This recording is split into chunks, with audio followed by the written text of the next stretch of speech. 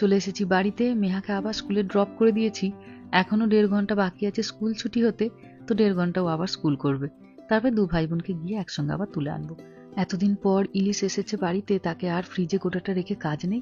কটা পিস চাকা বার করে নিলাম আর বাকিটুকু ফ্রিজে রেখে দেবো। তবে বাচ্চারা আবার ইলিশ খায় না, তাদের চিকেনটা বানিয়ে দেবো। আর এটা তো এখনো বরফ হয়েও আছে, এটাকে এক্ষুনি রান্না করাও যাবে না। তো এটা আস্তে আস্তে বরফটা কাটুক, কাটতে কাটতে ততক্ষণে চিকেনটা বানিয়ে নিই। চিকেনটা হয়ে গেলে এটা ততক্ষণে গলে যাবে, তখন তারপরে ইলিশটাকে বসাবো। এখনো অনেকগুলো পিস রইল দেখুন, আর একদিনও সুন্দর হয়ে যাবে। মাথাটাকেও বেশ সুন্দর 4 টুকরো করে দিয়েছে।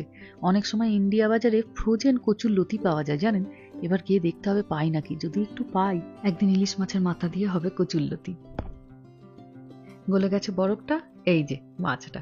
রক্ত একটু বেরিয়েছে, তবে সে আর লাল নয়, খয়েরি হয়ে গেছে। আজকে আর ভাবছি সর্ষে বাটা বা অন্য কিছু দিয়ে করবো না। বাড়িতে বেগুন আছে একটা, কালো জিরে কাঁচা লঙ্কা দিয়ে বেগুন দিয়ে বেশ